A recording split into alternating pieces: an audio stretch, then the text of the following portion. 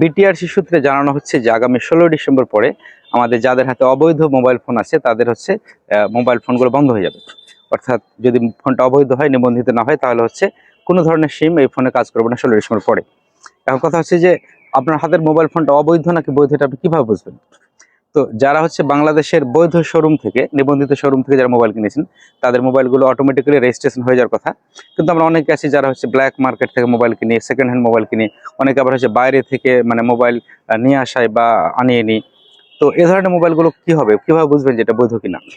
এখন আপনার হাতের মোবাইল ফোনটা বৈধ নাকি অবৈধ এটা বোঝার একটা ভালো উপায় আছে, আপনি নিজে এটা চেক করতে পারবেন। সেটা হচ্ছে আপনার হাতের মোবাইলটা নেবেন, তারপর মেসেজ অপশনে গিয়ে বড় হাতের KOID মানে ক্যাপিটাল লেটারে KOID লিখে তারপর আপনার মোবাইলের IMEI নাম্বারটা লিখবেন। লেখার পর হচ্ছে যে 16002 এই নাম্বারে সেন্ড করে দেবেন।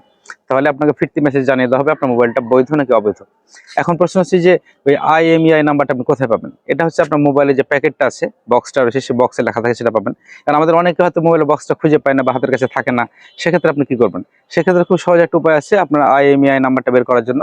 সেটা হচ্ছে আপনি আপনার মোবাইলে যাবেন, যাওয়ার পর হচ্ছে ডায়াল করবেন, হচ্ছে *#06# লিখে আপনি মানে ডায়াল করবেন, তাহলে আপনার IMEI নাম্বারটাকে দেখে দিবে।